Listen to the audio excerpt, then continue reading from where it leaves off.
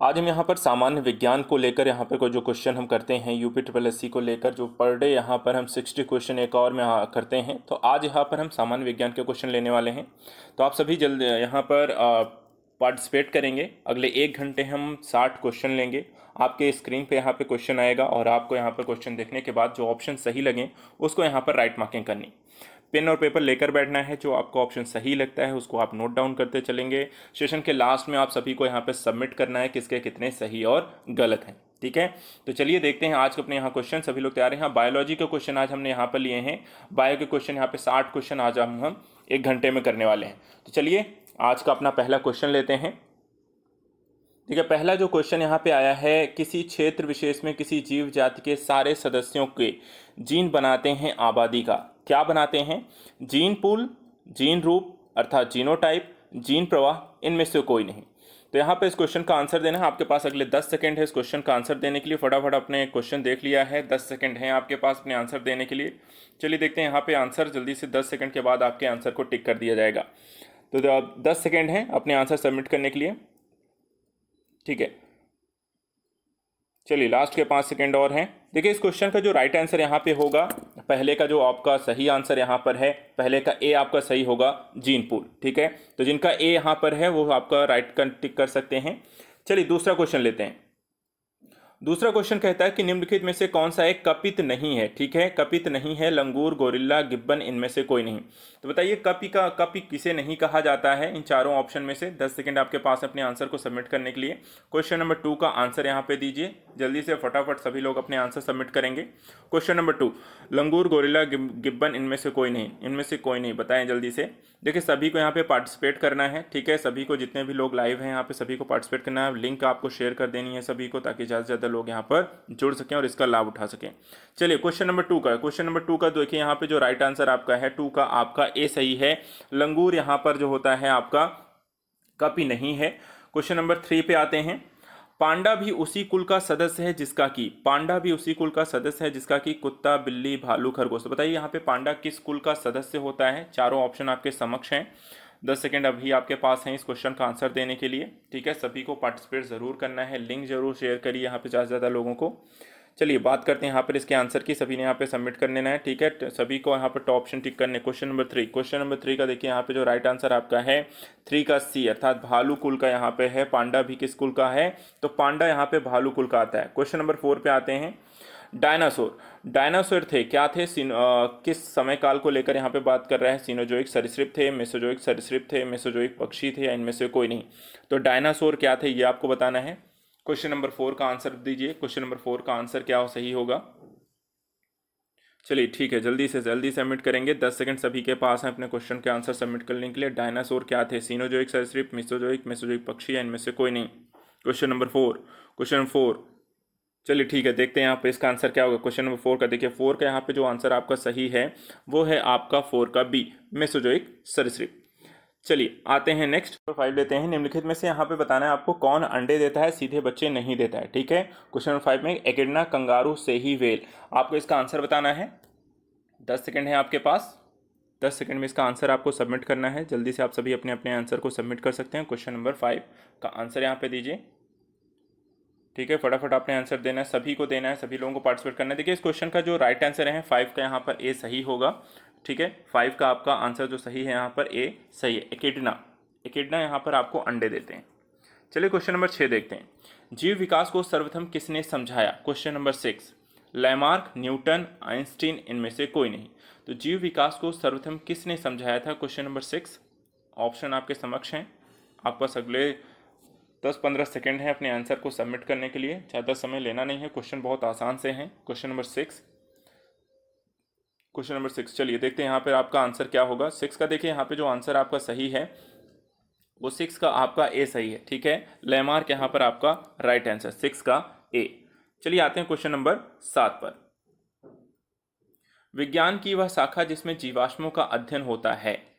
पैलियोंटोलॉजी, ecology, ethology, इनमें से कोई नहीं। तो जीवाश्मों का अध्ययन जिस शाखा के अंतर्गत किया जाता है वो कौन सी है?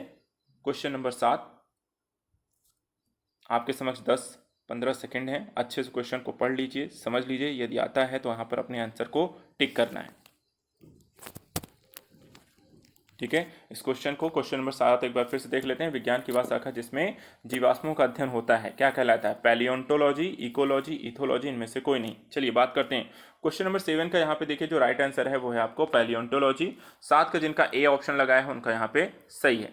आते हैं क्वेश्चन नंबर 8 पे। उद्विकास के सबसे अधिक ठोस प्रमाण किससे मिलते हैं?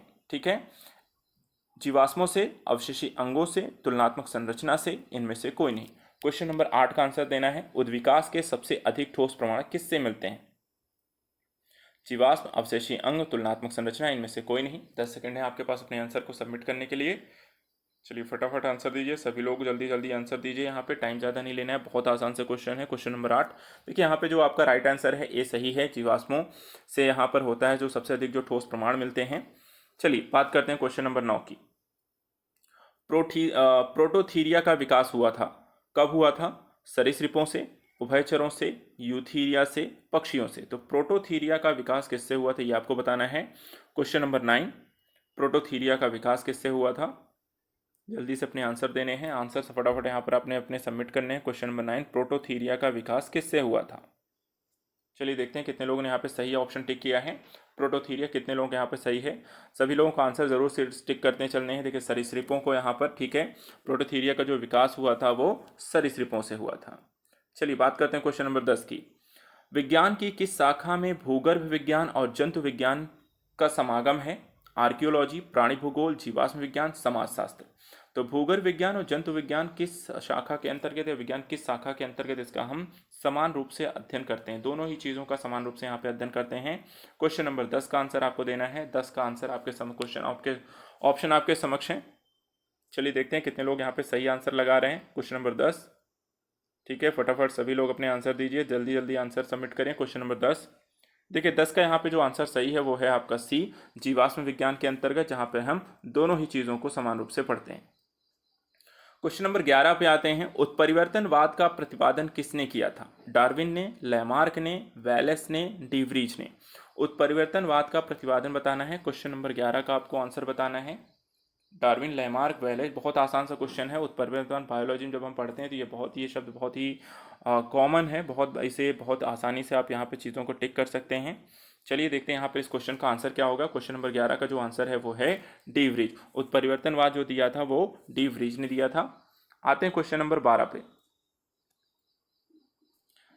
डार्विनवाद की सबसे बड़ी कमजोरी इनमें से किसकी व्याख्या की कमी थी? प्रचुर संतानोत्पत्ति, विभिन्नताएं, योग्यतम की उत्तरजीविता, जीवन संघर्ष। तो बताइए जो डार्विनवाद एक परिभाषा, एक कह सकते हैं कि थॉट दी गई थी, एक यहाँ पर डेफिनेशन दी थी, एक प्रिंसिपल दिया गया था, सिद्धांत दिया गया था। यहाँ पे बताना है कि आपको किसकी व्याख्या या किसके बारे में उन्होंने एक कमज़ोर व्याख्या की या बहुत यहाँ पर अच्छे से डिटेलिंग नहीं की, सही तरीके से समझा नहीं पाए। क्वेश्चन नंबर 12 आपके समझ ऑप्शन है, ऑप्शन फटाफट आपको आंसर देने हैं।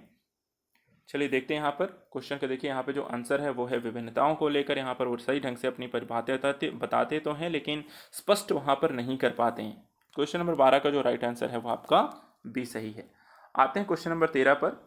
जीवन संघर्ष और योग्यतम की उत्तरजीविता का संबंध है लैमार्कवाद से, ऑपेरिनवाद से, मेंडलवाद से, डार्विनवाद से। तो बताइए यहाँ पे जीवन संघर्ष योग्यतम की उत्तरजीविता। क्वेश्चन आसान है, क्वेश्चन आसान है। क्वेश्चन नंबर 13 का आपको आंसर बताना है। बहुत आसानी से हम यहाँ पर लैमार्कवाद, डार्विन, ये सारी चीज़ें हम सिद्धांत जब हम साइंस से स्टार्ट करते हैं, पढ़ना शुरू करते हैं तो शुरुआती जो चैप्टर हैं जैव बुद्ध विकास, वहाँ पर सारी चीज़ों को हम पढ़ते हैं। चलिए देखते हैं इस क्वेश्चन का आंसर क्या है। क्वेश्चन नंबर 13 का जो आंसर है यहाँ पर 13 का आपका डी सही है, डार्विनवाद। तो जिन्होंने डी आंसर यहाँ पर टिक किया सभी लोग राइट का टिक करेंगे। आते हैं क्वेश्चन नंबर 14 में। जीवों में अत्यधिक विविधता का कारण है, जीवों में अत्यधिक विविधता का कारण है अनुकूलन, सहभागिता, उत्परिवर्तन, गुणसूत्रता। तो जीवों में जो आपको डिफरेंसेस हर एक, जैसे हर एक ह्यूमन के बीइंग जो डिफरेंसेस आपको दिखाई देते हैं तो वो डिफरेंसेस का कारण आपको क्या है ये बताना है। जीवों में अत्यधिक विविधता का कारण सबसे ज़्यादा क्या प्रभावित करता है? क्वेश्चन नंबर 14 सभी लोग सबमिट करें, फटाफट अपने आंसर दीजिए क्या होगा। चलिए बात करते हैं यहाँ पर क्वेश्चन नंबर 14।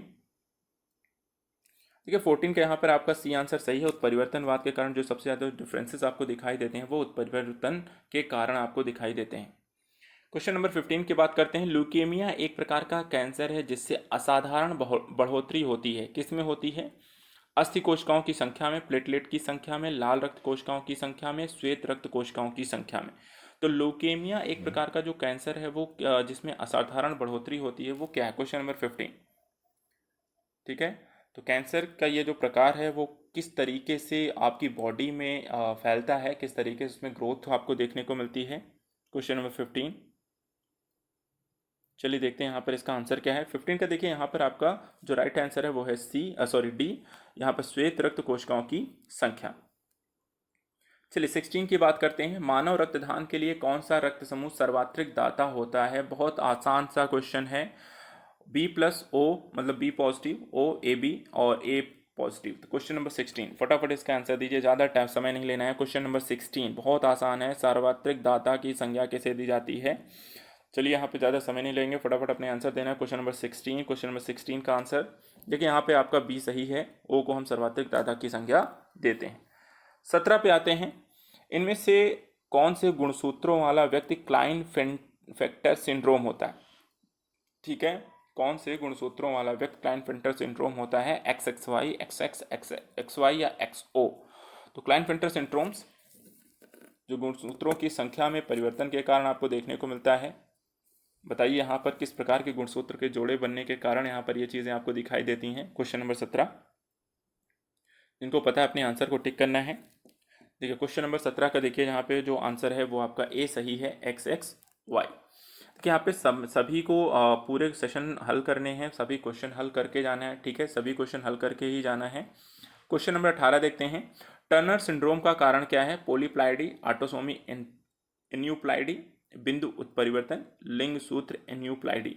तो टर्नर सिंड्रोम का कारण निम्नलिखित में से कौन सा कारण होता है, ये आपको बताना है। क्वेश्चन नंबर 18 अगेन से यहाँ पर देखेंगे तो गुणसूत्रों में परिवर्तन की स्थितियों के दृष्टिकोण से हम यहाँ पर इसे देखते हैं। क्वेश्चन नंबर 18, क्वेश्चन नंबर 18 का देखिए यहाँ पे बहुत आसान सा है। अगर पढ़ा हुआ है तो सारे क्वेश्चन आसान हो जाते हैं, लेकिन कुछ क्वेश्चन होते हैं जो बहुत ईजी होते हैं, हमें हमेशा याद ही रहते हैं। कुछ होते हैं जिसको रिमाइंड करना पड़ता है। चलिए देखते हैं कितने लोगों के यहाँ पे आंसर सही होगा। क्वेश्चन नंबर 18 देखिए यहाँ पे इस क्वेश्चन का जो आंसर आपका सही है वो डी सही है। लिंग सूत्र आपकी एन्यूप्लाइडी जो होती है टर्नर सिंड्रोम का कारण होती है। तो 18 का डी जितने लोगों ने टिक किया है सही है। 19 पे आते हैं। लिंग संलग्न वंशागति के खोजकर्ता थे, कौन थे? Morgan, McClung, Landsteiner, Mendel. Question number 19 का ऑप्शन आपके समक्ष है। सभी लोगों को फटाफट अपने आंसर सबमिट करने हैं। क्वेश्चन नंबर 19 का आंसर दीजिए फटाफट अपने आंसर। 10 सेकंड है आपके पास अपने आंसर सबमिट करने के लिए। देखिए इस क्वेश्चन का जो राइट आंसर है, चलिए देख लेते हैं, बाकी लोग अपना आंसर सबमिट करते रहेंगे। देखिए इस क्वेश्चन का जो राइट आंसर है वो मॉर्गन है, अर्थात ए ऑप्शन है। लिंग संलग्न वंशागति के जो खोजकर्ता थे वो कौन थे? मॉर्गन। चलिए आते हैं क्वेश्चन नंबर 20 पे। रंजकहीनता जन्मजात होती है, किस एंजाइम की कमी से होती है? Catalase, tyrosinase, fructokinase, xanthine oxidase. बताइए जो रंजकहीनता की स्थिति व्यक्तियों में दिखाई देती है, मनुष्यों में दिखाई देती है, वह किस प्रकार की एंजाइम आपकी बॉडी में कमी हो जाती है जिसके कारण यह स्थिति आपको या किसी के बॉडी में उत्पन्न होती है, किसी का प्रॉब्लम क्रिएट होती है?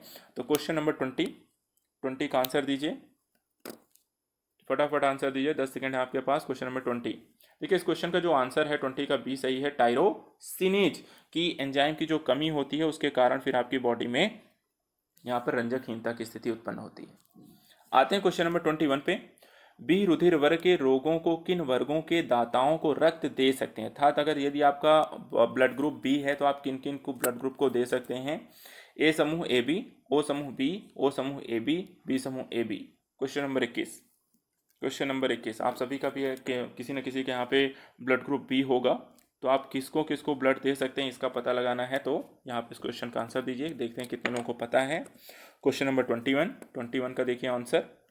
21 का देखिए यहाँ पे जो आंसर है वो आपका बी सही है। ओ और बी को आप यहाँ पर अपना रक्त दे सकते हैं मूलतः। चलिए आते हैं क्वेश्चन नंबर 22 में। आनुवांशिक लक्षणों के जीन समूहों को कहते हैं एलेल्स, फिनोटाइप्स, जीनोटाइप्स, प्रबल जीन। तो आनुवांशिक लक्षणों के जीन समूहों को क्या कहा जाता है? Question number 22। चलिए क्वेश्चन नंबर 22 का आंसर देखेंगे, जल्दी से अपने आंसर सबमिट करें। 22 ठीक है, फटाफट जल्दी, ज़्यादा टाइम नहीं लेना है। Question number 22। देखिए इस क्वेश्चन का जो आंसर यहाँ पे सही है वो है सी। जीनोटाइप्स जो होते हैं वो आनुवंशिक लक्षणों के जीन समूहों को हम कहते हैं। आसान से क्वेश्चन है, बहुत टफ क्वेश्चन नहीं है। चलिए देखते हैं क्वेश्चन नंबर 23 पर। किसी व्यक्ति का रुधिर वर्ग किस पर निर्भर करता है? लाल रुधिराणुओं की आकृति पर, हीमोग्लोबिन की उपस्थिति पर, व्यक्ति में उपस्थित जीन्स पर, लाल एवं श्वेत रुधिराणुओं की संख्या पर।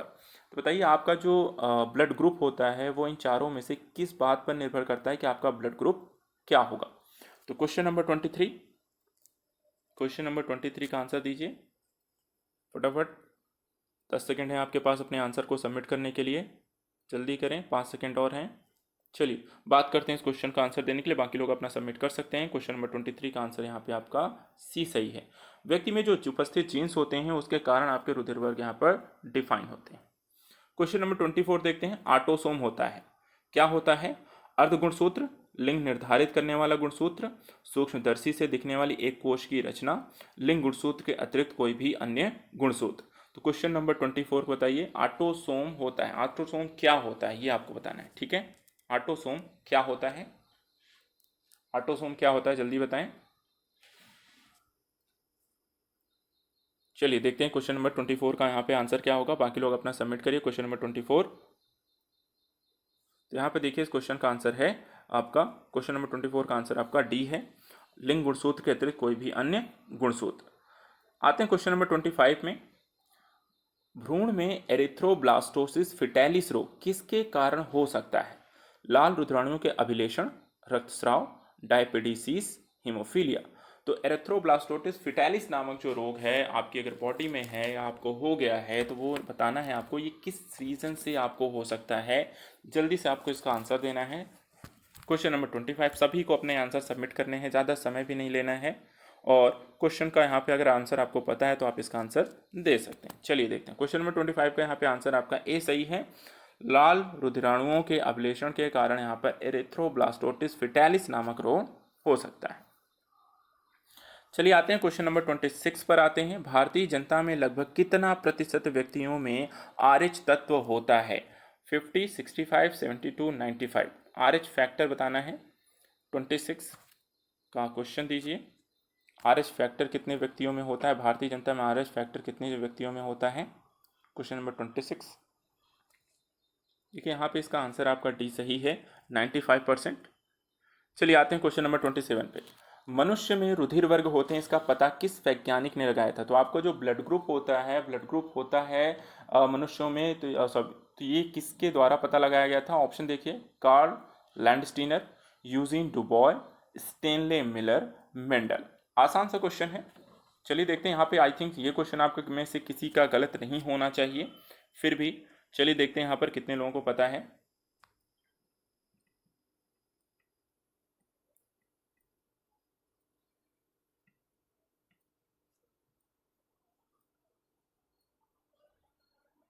जल्दी बताएं इस क्वेश्चन का आंसर। चलिए यहाँ पे 27 का यहाँ पे ए सही है आपका, कार्ल लैंडस्टीनर, ठीक है। चलिए आते हैं क्वेश्चन नंबर 28 पे। वंशागति की इकाई है, वंशागति की इकाई क्या है? गुणसूत्र, जीनोटाइप, फिनोटाइप, जीन। तो वंशागति की इकाई क्या है? क्वेश्चन नंबर 28, क्वेश्चन नंबर 28 का आंसर आपको देना है। वंशागति की इकाई क्या होती है? ठीक है, तो यहाँ पर देखिए बहुत आसान सा क्वेश्चन है, इसका आंसर यहाँ पे डी सही है। जब किसी भी व्यक्ति में जो वंशानुगत चीज़ें जाती हैं एक से दूसरी पीढ़ी में, वो किसके कारण होता है? जीन के कारण होता है। क्वेश्चन नंबर 29 पे आते हैं। मानव में ऑटोसोम्स की संख्या, ठीक है, कुल संख्या यहाँ पे क्वेश्चन है, लेकिन यहाँ पे पेयर आपको क्वेश्चन में पूछा गया है, तो ये बताना है आपको। 23 जोड़ी, 16 जोड़ी, 22 जोड़ी, 11 जोड़ी। तो मानव में जो गुणसूत्रों के पेयर होते हैं, गुणसूत्रों के कितने पेयर होते हैं आपको ये बताने हैं। क्वेश्चन नंबर 29 आसान सा है, सभी को पता भी है।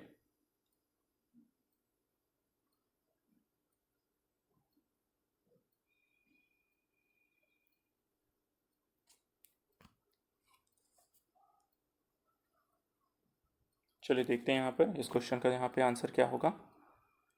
चलिए नेक्स्ट क्वेश्चन, क्वेश्चन नंबर 29 में देखते हैं। मानव में ऑटोसोम्स की कुल संख्या कितनी होती है? 23 जोड़ी, 16 जोड़ी, 22 जोड़ी, 11 जोड़ी? ये क्वेश्चन है क्वेश्चन नंबर 29। आसान सा क्वेश्चन है, सभी को पता है, ज़्यादा समय नहीं लेना है। क्वेश्चन नंबर 29 का आंसर देखेंगे। चलिए ठीक है, 10 सेकेंड है आपके पास, सभी लोग जल्दी जल्दी अपने आंसर को सबमिट करेंगे। Question number 29। चलिए ठीक है, देखें इस क्वेश्चन का जो आंसर है बहुत आसान है। 23 जोड़ी आप सभी को पता है, टोटल 46 आपको क्रोमोसोम की संख्या होती है, 23 जोड़े होते हैं। चलिए बात करते हैं क्वेश्चन नंबर 30 में। वर्णांध व्यक्ति किन रंगों में भेद नहीं कर सकता है? ठीक है, किन रंगों में भेद नहीं कर सकता है? लाल पीले, हरे पीले, लाल हरे और सभी रंग। तो बताना है, और बहुत आसान सा है, और इसका टेस्टिंग भी आपकी होती है कई सारे जॉब्स में जहाँ पर ड्राइविंग से रिलेटेड, पायलट से रिलेटेड होते हैं, तो ग्रीन या रेड को लेकर वहाँ पे काफ़ी सारी टेस्टिंग्स होती हैं। ठीक है, तो यहाँ पर आपका जो आंसर है वो कौन सा है? सी सही है, लाल और हरे को लेकर। चलिए बात करते हैं 31 पे। जंपिंग जीन की खोज किसने की थी? Barbara McClintock, J Monod, Beadle एवं टेटम, गैरेट? क्वेश्चन नंबर 31 का आंसर दीजिए। Barbara McClintock, J Monod, Beadle and Tatum, Garrod? Question number 31। तो यहाँ पर इसका क्वेश्चन का आंसर दीजिए। 10 सेकेंड आप सभी के पास हैं अपने अपने क्वेश्चन के आंसर को सबमिट करने के लिए। चलिए देखते हैं इस क्वेश्चन का आंसर क्या है। सभी लोग सबमिट कर दिया है।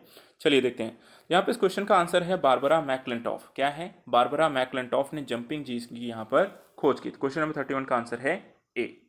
आते हैं क्वेश्चन नंबर 32 पे। क्रोमोसोम की संरचना में भाग लेते हैं डीएनए व प्रोटीन, प्रोटीन तथा कार्बोहाइड्रेट, प्रोटीन व आरएनए, कार्बोहाइड्रेट तथा वसा। तो क्रोमोसोम की संरचना में भाग लेने वाली कौन से तत्व होते हैं? आपके समक्ष ऑप्शन है क्वेश्चन नंबर 32। आंसर आप सभी को देना है। ठीक है, सबमिट सभी को करना है। जितने लोग भी बीच में भी आ रहे हैं वो भी यहाँ पर देखिए सेशन पूरा करके जाएंगे। रिवीजन हो जाता है, साथ साथ हमें काफ़ी सारी जानकारी मिलती है, और कहाँ गलतियाँ कर रहे हैं वो भी आप एग्ज़ाम से पहले सुधार सकते हैं। चलिए देखते हैं इस क्वेश्चन का आंसर। क्वेश्चन नंबर 32 का जो आंसर है आपका ए सही है, डीएनए व प्रोटीन। चलिए नेक्स्ट देखते हैं, क्वेश्चन नंबर 33 पे आते हैं। जीन एक रेखीय क्रम में पाए जाते हैं केंद्रीय कला पर, केंद्रक पर, प्लाज्मा झिल्ली पर, गुणसूत्रों पर। तो जीन एक रेखीय क्रम में किस में पाए जाते हैं? क्वेश्चन नंबर 33 का आंसर दीजिए।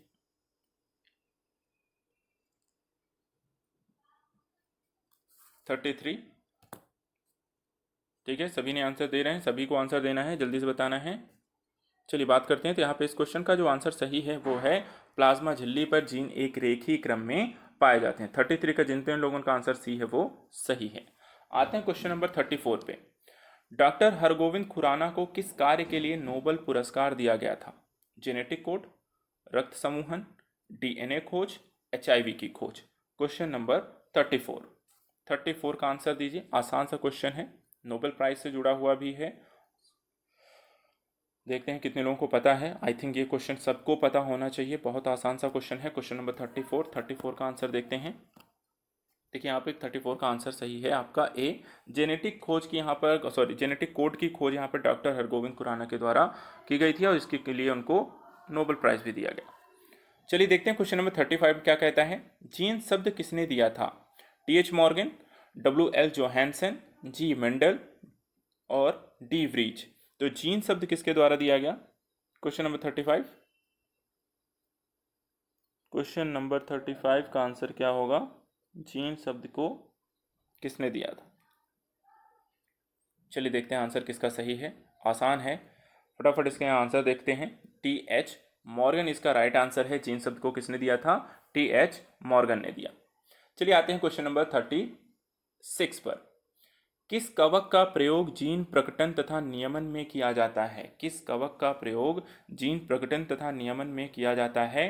राइजोपस, एल्ब्यूगो, न्यूरोस्पोरा, न्यूस्पोरा और सिस्टोपस? Question number 36। 36 का आंसर देखेंगे। 36 का आंसर देखेंगे। चलिए देखेंगे फटाफट, उससे पहले आप लोग अपने आंसर को सबमिट करें। ठीक है, सभी लोगों ने सबमिट कर दिया। ठीक है, चलिए देखते हैं 36 का यहाँ पे जो आंसर है वो है सी, यहाँ पर न्यू स्पोरा। चलिए बात करते हैं 37 पे। क्रोमोसोम यहाँ पर बने, क्रोमोसोम बने हैं वसा अम्लों से। नंबर 37, क्वेश्चन नंबर 37 देखते हैं। क्रोमोसोम से बने हैं, क्या बने हैं? ठीक है। क्रोमोसोम किससे बने हैं? वसा अम्लों से, न्यूक्लिक अम्लों से, प्रोटीन से, न्यूक्लिक प्रोटीनों से।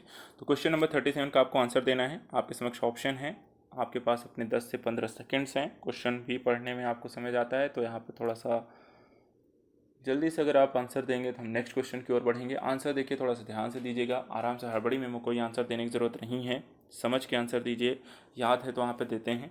चलिए देखते हैं क्वेश्चन नंबर 37 का। देखिए यहाँ पे आंसर जो है वो है डी, न्यूक्लिक प्रोटीन। क्रोमोसोम किससे बने होते हैं? आपके न्यूक्लिक प्रोटीनों से बनते हैं। चलिए बात करते हैं क्वेश्चन नंबर 38 का। एक स्वरागित फसल है, एक स्वरागित फसल है, क्या है? मक्का, धान, बरसीम, रेड़ी। तो स्वरागित फसल किससे, कौन सी है? ठीक है, चलिए देखते हैं कितने लोगों को पता है स्वरागित फसल। मक्का, धान, बरसीम, रेड़ी। क्वेश्चन नंबर 38 का देखिए यहाँ पे जो आंसर है वो है आपका बी सही है। धान एक स्वरागित फसल है, तो जितने लोगों ने यहाँ पे डी लगाया है वो आपका सही है। आते हैं क्वेश्चन नंबर 39 में। जर्म प्लाज्म का सिद्धांत किसने दिया? जर्म प्लाज्म का सिद्धांत किसने दिया था? डार्विन, लिवेनहॉक, स्प्लैंजी या आपको बीजमैन? स्प्लैंजानी, बीजमैन, लिवेनहॉक, डार्विन। Question number 39। चलिए देखते हैं कितने लोगों को यहाँ पे आंसर पता है। फटाफट सबमिट करें आंसर, जल्दी जल्दी करें, तो आप टाइम ले रहे हैं। अगर जो आपको पता है, नहीं पता है, जो भी है आंसर यहाँ पे आप सबमिट कर सकते हैं। Question number 39। देखिए यहाँ पे आपका डी सही है। ठीक है, कौन सा आंसर सही है? डी सही है। जितने लोग डी का आंसर के साथ जा रहे हैं। जर्म प्लाज्म का सिद्धांत किसने दिया? तो बीजमैन ने दिया था। आते हैं क्वेश्चन नंबर 14 पे। भारत में इंद्रधनुष अभियान संबंधित है गर्भवती महिलाओं के पोषण से, मधुमेह के प्रति जागरूकता से, अंधापन निवारण से, बच्चों के टीकाकरण से। तो बताइए, जो भारत में मिशन इंद्रधनुष अभियान जो लॉन्च किया गया था, वो उसके पीछे का मतलब क्या, किस कारण से या किस उद्देश्य के तहत यहाँ पे लॉन्च किया गया? Question number 40। क्वेश्चन नंबर 40 का आंसर दीजिए। 40, क्वेश्चन नंबर 40। चलिए देखते हैं यहाँ पे कितने लोगों का सही होगा। देखिए इसका मैं ऑप्शन आप बताऊँ, बाकी लोग अपने आंसर को सबमिट करेंगे। क्वेश्चन नंबर 40 का यहाँ पे डी आपका सही है। जितने लोगों ने डी ऑप्शन के साथ जा रहे हैं, बच्चों के टीकाकरण से। बाकी ऑप्शन यहाँ पे गलत है, तो अपनी कॉपी पेन में जो भी आप लेके बैठे हैं उसमें ट्रिक का करेंगे। 40 का डी आपका सही है। चलिए 41 की बात, क्वेश्चन नंबर 41 पे आते हैं। यदि कोई मानवीय रोग विश्व के बृहद क्षेत्रों में फैलता है तो उसे क्या कहा जाएगा? Pandemic, epidemic, endemic, epizootic. तो यहाँ पे बताइए, यदि कोई मानवीय रोग विश्व के वृहद क्षेत्र में फैलता है तो उसे क्या कहते हैं? जैसे अभी आप देखें तो कोरोना। ठीक है, कोरोना के बारे में इस तरह के शब्दों से आप परिचित होंगे, तो इसका आंसर देना आसान होगा। चलिए देखते हैं कितने लोगों को पता है। क्वेश्चन नंबर 41, 10 सेकेंड है आपके पास, फटाफट अपने आंसर सबमिट करेंगे। देखिए इस क्वेश्चन का जो राइट आंसर है वो है पैनाडेमिक। जो आपको विश्व के अधिकतर देशों में, मतलब विश्व के बृहद क्षेत्र में अगर फैल जाता है तो उसे हम क्या कहते हैं? पैनाडेमिक। 41 का ए। आते हैं 42 पे। क्वेश्चन नंबर 42 देखते हैं। टाइफाइड तथा कॉलरा विशिष्ट उदाहरण है किसके? संक्रामक रोगों के, वायुजन्य रोगों के, जलजन्य रोगों के, इनमें से कोई नहीं।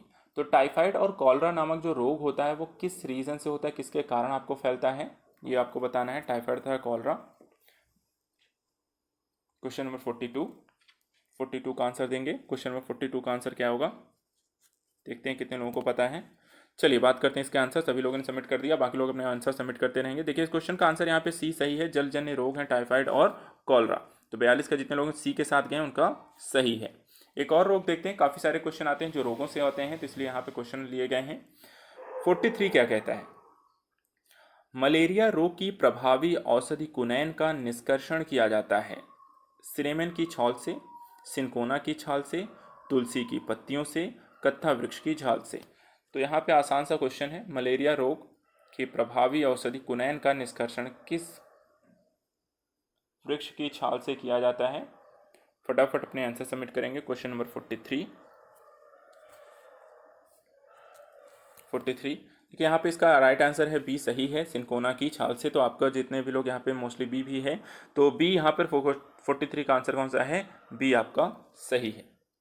चलिए एक और क्वेश्चन लेते हैं। क्वेश्चन नंबर 44 पे आते हैं। निम्नलिखित में से किसका उपयोग रक्त कैंसर के उपचार में किया जाता है? Iodine 131, sodium 24, phosphorus 30, cobalt 60। तो रक्त कैंसर के उपचार के लिए आपको बताना है कि इसमें से किसका प्रयोग करते हैं हम। क्वेश्चन नंबर 44 का आंसर दीजिए। फटाफट अपने आंसर सबमिट करेंगे। देखते हैं कितने लोगों को सही आंसर इसका पता है। ABCD। ठीक है, फटाफट। ठीक है, क्वेश्चन नंबर, चलिए बात करते हैं इसका आंसर।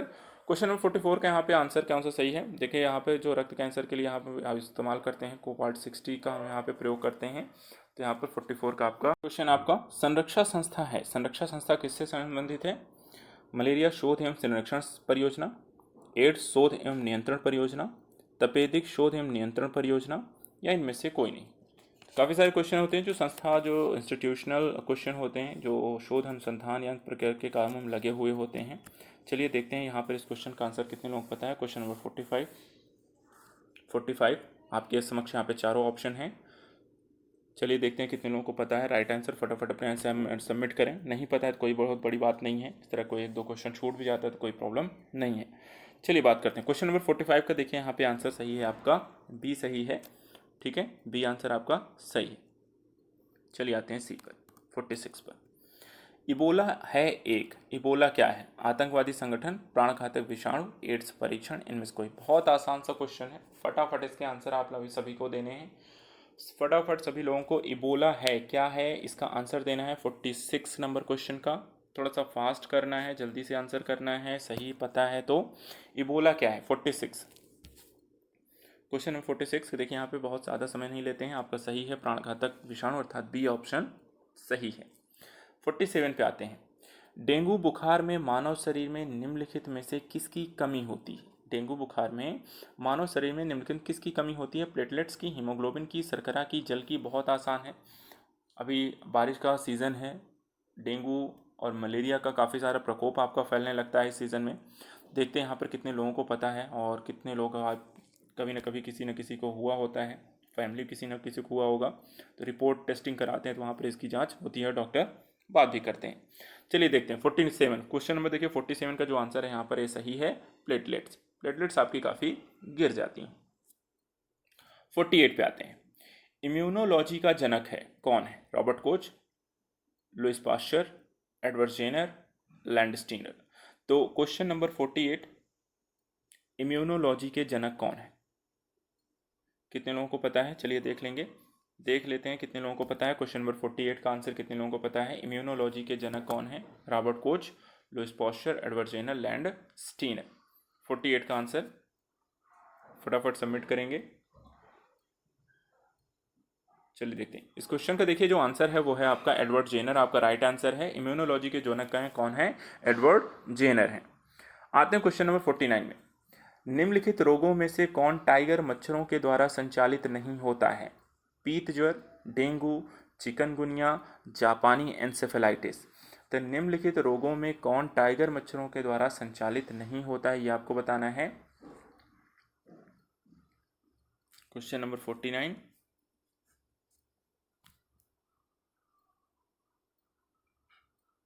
तो यहाँ पर आपको बताना है कौन सा, मोस्टली आपको कौन सा ये रोग है जो आपको मच्छरों के द्वारा संचालित नहीं होता है, जल्दी से बताना है। देखिए यहाँ पे जो क्वेश्चन है वो आपका है जापानी एन्सेफेलाइटिस, जो है मच्छरों के द्वारा यहाँ पे नहीं फैलता है। क्वेश्चन नंबर 49 का डी आपका सही है। 50 पे आते हैं। क्वेश्चन नंबर 50 पे आते हैं। कृत्रिम इंसुलिन के आविष्कार कौन थे? ठीक है, आविष्कारक कौन थे? कृत्रिम इंसुलिन के आविष्कारक कौन थे ये आपको बताना है। बैटिंग एवं बेस्ट, पॉस्चर एवं पोच, जेनर एवं कुक, क्रैफ्ट्स एवं क्रैप। आविष्कारक कौन थे, जल्दी से बताने। कृत्रिम इंसुलिन के आविष्कारक। Question number 50। क्वेश्चन नंबर 50 का आंसर देंगे। क्वेश्चन नंबर 50 का आंसर देंगे। चलिए देखते हैं कितने लोगों को पता है। जल्दी से अपने आंसर, 10 सेकंड आपके पास हैं इस क्वेश्चन का आंसर देने के लिए। कृत्रिम इंसुलिन के जो आविष्कारक यहाँ पे हैं वो हैं बैटिंग एवं बेस्ट। तो 50 का यहाँ पर ए आंसर आपका सही है। चलिए देखते हैं क्वेश्चन नंबर 51 को। सूर्य की किरणों से कैंसर रोग की संभावना प्रबल होती है।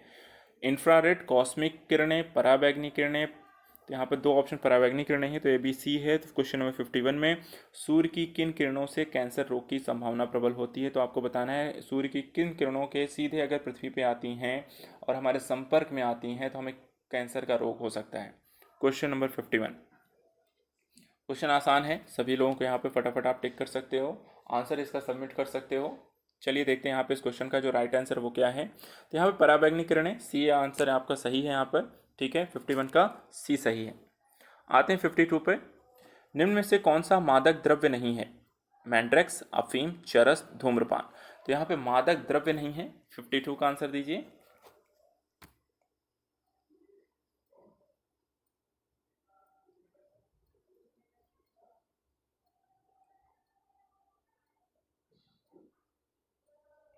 देखिए यहाँ पे मोस्टली क्या है, धूम्रपान जैसे शब्द है वो कई चीज़ों के लिए मादक द्रव्यों के दृष्टिकोण से ही हम उसका वहाँ पे करते हैं, जिसमें सिगरेट इत्यादि भी आ सकती है और अन्य चीज़ें आती हैं, वीड बना के आप पीते हैं।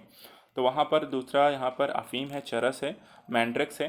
तो मैंड्रेक्स यहाँ पर इसका एक मादक द्रव्य नहीं है किसी भी तरीके का। धूम्रपान के अंदर कुछ मादक द्रव्यों को लेते हैं, लेकिन एग्जैक्टली अगर देखें तो यहाँ पर धूम्रपान एक तरीके की प्रक्रिया है जो करते हैं। तो यहाँ पर ऑप्शन अगर देखें मोटर्स नहीं, लेकिन धूम्रपान भी यहाँ पर आपका आंसर अलग अलग चीज़ों के दृष्टिकोण से हो सकता है, लेकिन एज ऑप्शन नहीं। तो लेकिन यहाँ पे इसका जो मादक द्रव्य बिल्कुल भी नहीं है वो है आपका 52 का ए, मैंड्रेक्स। चलिए 53 लेते हैं। इटाई इटाई रोग शरीर के किस तत्व की अधिकता से होता है? कैडमियम, आर्सेनिक, पारा, नाइट्रेट। तो इटाई इटाई जो रोग है वो किसके कारण होता है, किस तत्व की अधिकता के कारण आपकी बॉडी में ये रोग होता है, ये आपको बताना है। आसान है, आसान है ये क्वेश्चन का आंसर। जल्दी देखते हैं कौन सा आंसर यहाँ पे सही होगा।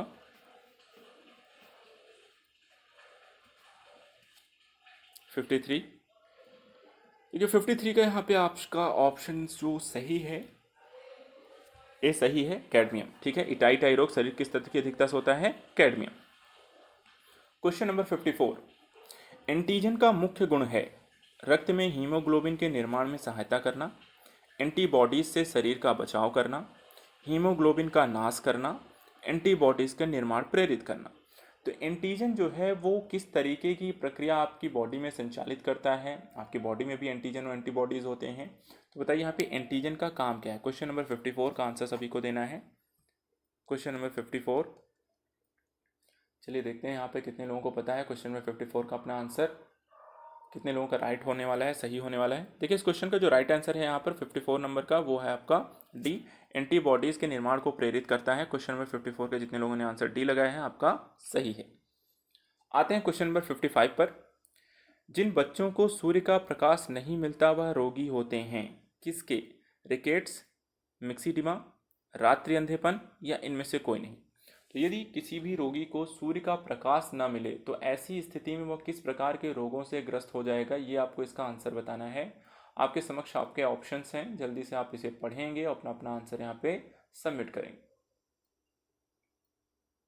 ठीक है, सभी लोग आंसर सबमिट करेंगे। चलिए देखते हैं इस क्वेश्चन का। देखिए जो राइट आंसर है क्वेश्चन नंबर 55 का, तो यहाँ पर जब आप रोगों की स्थितियों को पढ़ते हैं तो यहाँ पर आपका आंसर कौन सा है? रिकेट्स आपका यहाँ पर आंसर सही है। चलिए आते हैं क्वेश्चन नंबर 56 पर। जयपुरी पैर का आविष्कार किसने किया था?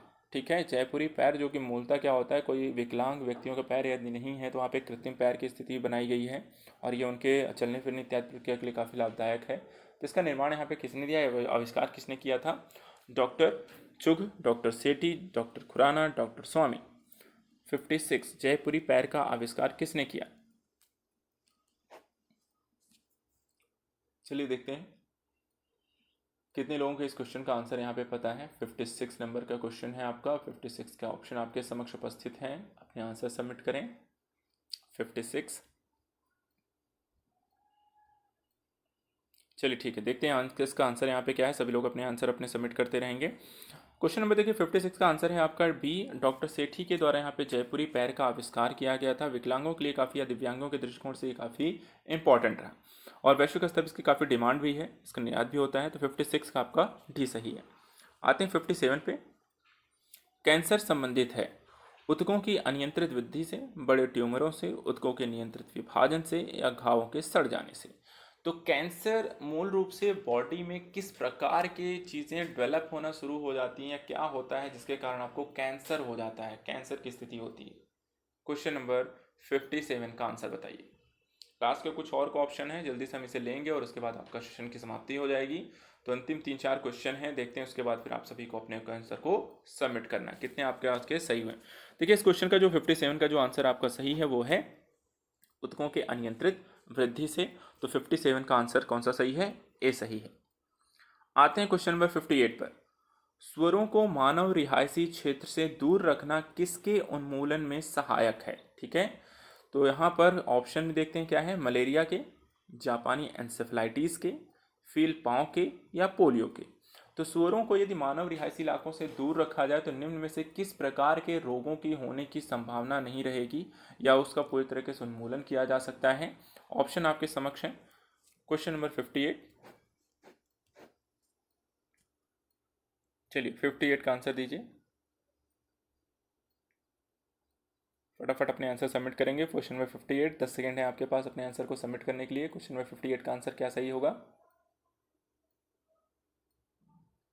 चलिए ठीक है, देखिए इस क्वेश्चन का जो आंसर यहाँ पे सही है 58 का आपका बी सही है, जापानी एन्सेफेलाइटिस यहाँ पर आपका सही आंसर। जितने लोग बी के ऑप्शन के साथ गए हैं आप सभी का सही है। आते हैं क्वेश्चन नंबर 59। निम्नलिखित में से कौन सा रोग कीटवाहित रोग नहीं होता है? ठीक है, निम्नलिखित में कौन सा रोग कीटवाहित रोग नहीं होता है, इसका आंसर आपको बताना है।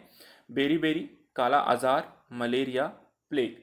तो यहाँ पर इन चारों ऑप्शन क्वेश्चन आपके समक्ष हैं, उसके ऑप्शन आपके समक्ष हैं, तो आपको अपना क्वेश्चन पढ़ना है, आंसर यहाँ पे देखना है, थोड़ा सोच समझ के अपने आंसर को देखिए, ज़्यादा समय नहीं लेना है, वो भी ध्यान रखना है।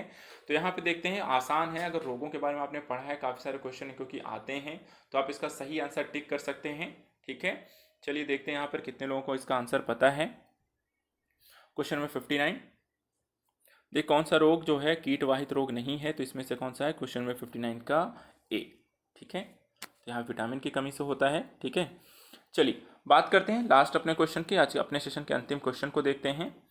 निम्नलिखित में से कौन सा एक रोग जीवाणु के द्वारा कारित होता है और मक्खियों के द्वारा विष्ठा के माध्यम से फैलता है? ठीक है, क्वेश्चन ध्यान से पढ़िएगा, इसका आंसर देखते हैं। क्वेश्चन का ऑप्शंस क्या हैं? ए ऑप्शन है कुकुर खांसी, बी है टाइफाइड, सी है डिप्थीरिया, डी है चेचक। तो क्वेश्चन नंबर 60 का आपको आंसर देना है, यह आपका अंतिम क्वेश्चन है। आंसर देने के बाद फिर इसके बाद हम देखेंगे किसके आज के कितने ऑप्शन सही हुए, किसके कितने गलत हुए। चलिए क्वेश्चन नंबर 60,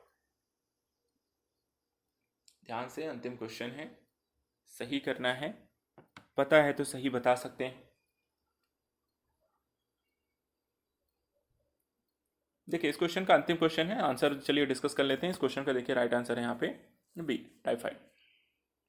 तो यहाँ पे देखिए आज के हमने अपने 60 क्वेश्चन यहाँ पे अटेम्प्ट कर लिए हैं। ठीक है, 60 क्वेश्चन यहाँ पे साइंस बायोलॉजी के क्वेश्चन हमने कहा था 3 क्वेश्चन हमें यहाँ पे करने थे, सॉरी 3 सेशन हमें यहाँ पे करने हैं साइंस से, जनरल साइंस रिलेटेड। यहाँ पे बायो के क्वेश्चन आज हमने यहाँ पे देख लिए हैं। फिजिक्स और केमिस्ट्री की जो क्वेश्चन है वो कल और परसों हम देखने वाले हैं, तो जल्द आप सभी उसके लिए तैयार रहिएगा। साइंस रिलेटेड आप सभी को अब करना है कि अपने अपने जो इतने भी क्वेश्चन आप सभी के सही हैं उसको आपको सबमिट करना है, किसके आज कितने अटेम्प्ट किए हैं, 60 क्वेश्चन में किसके कितने सही हुए, कितने गलत हैं, कितने स्किप आपने किए हैं। क्वेश्चन 60 हो, देखिए अटेम्प्ट सभी को करना है आपको। ठीक है, सारे क्वेश्चन 60 क्वेश्चन आपके हैं, आपको सभी को बताना है यहाँ पे। बाकी हम कल मिलेंगे सेम टाइम पे आपको 12 बजे। ठीक है, 12 बजे आपको 12 से 1 आपका लाइव रहा करेगा, 12 से 1 हम लाइव यहाँ पे मिलेंगे और यहाँ पे बाकी जो क्वेश्चन होंगे जनरल साइंस के वो भी हम यहाँ पर अटेम्प्ट करेंगे। तो कल मिलते हैं बाकी सारे क्वेश्चंस को लेकर। आज के लिए यहाँ पर इतना ही रखेंगे, आप सभी रिवीजन करके रखिएगा। जो क्वेश्चन आपको आते हैं बहुत अच्छी बात है, जो नहीं आते हैं और भी यहाँ पर 1-2 बार पढ़ लेना है। कल यहाँ पर हम फिजिक्स और केमिस्ट्री क्वेश्चन लेकर आएंगे, तो कल यहाँ पर आपको कुछ क्वेश्चन जो होंगे वहाँ पर केमिस्ट्री के होंगे और कुछ क्वेश्चन हम यहाँ पर बायो के कुछ और ऐड कर सकते हैं। तो कल बायो और केमिस्ट्री का मिक्सअप क्वेश्चन कल हमें अटेम्प्ट करेंगे, 60 क्वेश्चन कल भी लेंगे और परसों जो होगा आपको सिर्फ फिजिक्स के क्वेश्चन रहेंगे। ठीक है, केमिस्ट्री क्वेश्चन कम आते हैं इसलिए थोड़ा कम रखेंगे और बायो का परसेंटेज थोड़ा ज़्यादा रहता है, तो कल इसीलिए मिक्सचर रहेगा, थोड़े बायो क्वेश्चन रहेंगे, कुछ आपके केमिस्ट्री क्वेश्चन रहेंगे और बाकी फिर फिजिक्स का हम परसों आपका क्वेश्चन लेंगे। तो आज के लिए इतना ही, मिलते हैं फिर कल सेम टाइम पे और बाकी सारे क्वेश्चंस को लेकर फिर डिस्कस करेंगे। तब तक के लिए यहाँ पर अपना रिवीजन करना है, पढ़ते रहना है और अपनी तैयारी यहाँ पर बेहतर बनाने का लगातार प्रयास करना है। आज के लिए इतना ही, थैंक यू सो मच।